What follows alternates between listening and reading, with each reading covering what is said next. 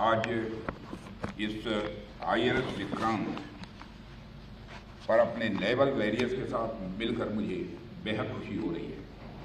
जब मैं भारत की समुद्री शक्ति के गौरव INS विक्रांत पर खड़ा हूँ तो सचमुच मेरी खुशी के साथ साथ गौरव और विश्वास का भाव, एक सेंस ऑफ प्राइड हमारे अंदर पैदा हुई है। जब तक राष्ट्र की समुद्री सीमाओं की सुरक्षा आपके मजबूत हाथों में है, तब तक भारत को कोई तिरछी निगाहों से नहीं देख सकता, ऐसा मेरा पक्का विश्वास है। वैसे भी विक्रांत का अर्थ होता है अदम्य साहस और अपराजेय शक्ति। आज आप सभी जाबाजों के बीच खड़े होकर मैं इस नाम के अर्थ को साकार होता हुआ प्रत्यक्ष अपनी आंखों से सामने देख रहा हूं। आपकी आंखों में जो दृढ़ता है उसमें भारत की असली शक्ति स्वाभाविक रूप से झलकती है। साथियों, आज मैं यहाँ केवल एक रक्षा मंत्री के नाते ही नहीं आया हूँ, बल्कि मैं स्वयं एक कृतज्ञ भारतीय के रूप में आप सबके बीच यहाँ खड़ा हूँ। मैं आपके समर्पण को नमन करने और आपके शौर्य को सराहने और आपके परिश्रम को का अभिनंदन करने के लिए आया हूँ, उसे सलाम करने के लिए आया हूँ। मैं आप सभी को ऑपरेशन सिंदूर की सफलता पर तहे दिल बधाई देता हूँ। पहलगाम में हुए कायराना आतंकी हमले के बाद जब भारत ने ऑपरेशन सिंदूर प्रारंभ किया तो हमारी आर्म्ड फोर्सेज ने जिस गति, गहराई और स्पष्टता के साथ कार्रवाई की, मैं मानता हूँ वह अपने में अद्भुत था, वह बेमिसाल था। उसने न केवल आतंकवादियों की बल्कि उन्हें पालने पोसने वाले सरपरस्तों को भी स्पष्ट संदेश दे दिया है कि भारत अब सहन नहीं करता है, भारत अब सीधा जवाब देता है। साथियों, जब उसी समय में हमने पाकिस्तान के आतंकी अड्डे और उसके इरादों को ध्वस्त कर दिया, हमारा प्रहार इतना तगड़ा था कि पाकिस्तान पूरी दुनिया से भारत को रोकने की गुहार लगाने लगा था। अंत में हमने अपनी शर्तों पर, और मैं फिर दोहरा रहा हूँ, हमने अपनी कंडीशंस पर और अपने मिलिट्री एक्शंस को रोका है। अभी तो हमारी सेनाओं ने अपनी आस्तीनें पूरी मोड़ी भी नहीं थी, अभी तो हमने अपना पराक्रम दिखाना शुरू ही नहीं किया था। साथियों, इस पूरे इंटीग्रेटेड ऑपरेशन में नौसेना की भूमिका बहुत ही गौरवशाली रही है। ऑपरेशन सिंदूर के दौरान जब वायुसेना ने पाकिस्तान की धरती पर आतंकी अड्डों को ध्वस्त किया, तब अरब सागर में आपकी आक्रामक तैनाती, बेजोड़ मैरीटाइम डोमेन अवेयरनेस और समुद्री वर्चस्व ने पाकिस्तानी नेवी को उसके ही तटों के पास सीमित कर दिया। वे खुले समुद्र में आने का साहस तक नहीं जुटा सके। साथियों, समुद्र में तैनात हमारे वेस्टर्न फ्लीट शिप्स ने आतंकवादी हमले के 96 आवर्स के भीतर वेस्टर्न और ईस्टर्न कोस्ट पर सरफेस टू सरफेस और सरफेस टू एयर मिसाइल्स और टारपीडो से कई सफल फायरिंग की, जो हमारी प्लेटफॉर्म, सिस्टम और चालक दल की कम्बैट रेडीनेस को दिखाता है। In long range precision strikes ने दुश्मन के खिलाफ हमारी इंटेंट और रेडीनेस को भी दर्शाया है और दुश्मन इसी से डिफेंसिव पोस्चर में आ गया। साथियों, हमारी फोर्सेस की फॉरवर्ड डिप्लॉयमेंट के साथ साथ विक्रांत कैरियर बैटल ग्रुप की फोर्सफुल एक्शन ने भी हमारे इरादे और क्षमता का प्रभावी संकेत दिया है। आपकी इस मजबूत तैयारी ने दुश्मन के हौसले को पहले ही पस्त कर दिया। पाकिस्तान के लिए आपकी तैयारी मात्र ही बहुत थी, आपको तो एक्शन की जरूरत ही नहीं पड़ी, आपकी तैयारी से ही दुश्मन सख्ते में आ गया। पाकिस्तान ने इंडियन नेवी की प्रचंड शक्ति, उनकी सैन्य सूझबूझ और विध्वंसक क्षमताओं को न सिर्फ महसूस किया, बल्कि वे उससे भयभीत भी हुए। यह कहना कोई अतिशयोक्ति नहीं होगी कि आपकी मौजूदगी ने दुश्मन की गति को शुरू होने से पहले ही रोक देने में कामयाबी हासिल की। मैं भारतीय नौसेना के प्रत्येक अधिकारी, भारतीय नौसेना के प्रत्येक जवान और उससे जुड़े हुए हर सिविलियन को भी हृदय से बधाई देता हूँ। अभी हाल ही में हमारी सेना के जवानों से मिलने मैं कश्मीर गया था, फिर उसके बाद मैं भुज गया था अपने एयर वॉरियर्स से मिलने के लिए, और आज मैं यहाँ पर नेवल वॉरियर्स के बीच में मौजूद हूँ। मैं महसूस कर पा रहा हूँ कि हमारी सेना का मनोबल यदि पहाड़ की तरह अडिग है, हमारी डिफेंस, हमारी एयरफोर्स का मनोबल यदि आसमान की ऊंचाइयाँ छू रहा है, तो हमारी नेवी का मनोबल भी समुद्र से अधिक गहरा है और विशाल भी है। आपने दिखा दिया, चाहे जमीन हो, चाहे वह आकाश हो या समंदर, भारत कहीं भी किसी भी स्थिति से निपटने के लिए आज पूरी तरह से तैयार है। साथियों, आज हम गोवा के तट से कुछ ही दूरी पर हैं और आप सब जानते ही होंगे कि 1961 में गोवा की आज़ादी के ऑपरेशन में भी इंडियन नेवी की वारशिप ने दुश्मन के वारशिप और उनके सैन्य ठिकानों पर निर्णायक ऑपरेशन किया था। उस अभियान ने भारत से कॉलोनाइजेशन के अंतिम अवशेषों को मिटा दिया था। उस ऑपरेशन में भी भूतपूर्व INS विक्रांत ने भारतीय नौसेना के बेड़े की अगुवाई की थी। इसकी जानकारी आप सबको होगी। आज एक बार फिर INS विक्रांत अपने नए अवतार में आतंकवाद के खिलाफ भारत के संकल्प का नेतृत्व कर रहा है। साथियों, एक बहुत ही दिलचस्प बात यह है कि पाकिस्तान भी आपके शौर्य से भली भांति वाकिफ है। पाकिस्तान को पता है जब भारतीय नौसेना पूरे जोश के साथ, पूरे जोर के साथ जब चलती है तो उसका अंजाम क्या होता है।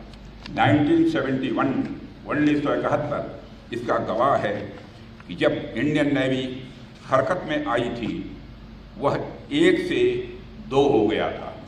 मैं पाकिस्तान की बात कर रहा हूँ। जब हमारी इंडियन नेवी हरकत में आई थी तो पाकिस्तान 1 से 2 हो गया था। अगर ऑपरेशन सिंदूर में भारतीय नौसेना अपने फार्म में आई होती तो पाकिस्तान के 2 टुकड़े ही न होते, बल्कि मैं समझता हूं शायद 4 टुकड़े हो जाते। साथियों, जिस तरह आप हमारी समुद्री सीमाओं की रक्षा करते हैं, जिस इंटेंसिटी से आप हिंद महासागर की हरकत को ट्रैक करते हैं, अगर आपकी वह क्रेडिबिलिटी, कैपेबिलिटी इस मिशन का हिस्सा होती तो पाकिस्तान का क्या अंजाम होता, यह मुझे बताने की जरूरत नहीं है। एक तरह से कहें तो पाकिस्तान बहुत खुश नसीब है कि ऑपरेशन सिंदूर के दौरान हमारी नेवी ने अपने पराक्रम का जितना प्रदर्शन करना चाहिए था वह नहीं कर पाई। साथियों, मैं जानता हूं पहलगाम के बाद आप सबके मन में प्रतिशोध की ज्वाला धड़क रही है। आपने इसे सिर्फ हमला ही नहीं बल्कि देश की गरिमा पर, देश के स्वाभिमान पर आपने इसे चोट पाना है। आप सबसे मेरा सिर्फ एक ही आग्रह है कि अपनी तैयारी में कोई ढिलाई न आने दें, और मैं जानता हूं आप नहीं आने देंगे। हमारे माननीय प्रधानमंत्री जी ने पहले ही स्पष्ट कर दिया है कि भारत की धरती पर यदि कोई आतंकी हमला हुआ तो उसे हम एक्ट ऑफ वार मानेंगे और उसका बेहद करारा जवाब भी हम देंगे।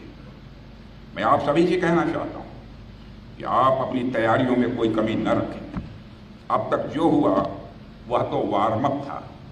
अब तक जो हुआ वह तो वार्म अप था। अगर पाकिस्तान से फिर यदि कोई ज़रूरत की तो इस बार नेवी भी हरकत में आएगी और फिर भगवान ही जानता है कि पाकिस्तान का क्या होगा। साथियों, ऑपरेशन सिंदूर के दौरान भारतीय नौसेना ने अपनी साइलेंट सर्विस से हर भारतवासी को प्रभावित किया है।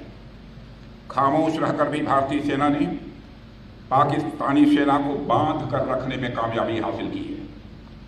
जरा सोचिए, जो खामोश रहकर भी किसी देश की फौज को बोतल में बंद कर सकता है, वह जब बोलेगा तो उसका नज़ारा क्या होगा, इसकी आप कल्पना कर सकते हैं। इस बार तो पाकिस्तान को भारतीय नौसेना की फायर पावर का सामना नहीं करना पड़ा, मगर दुनिया जानती है अगर पाकिस्तान ने इस बार कोई नापाक हरकत की तो हो सकता है कि इस बार की ओपनिंग और किसी के द्वारा ना हो, हमारी नेवी के द्वारा होगी।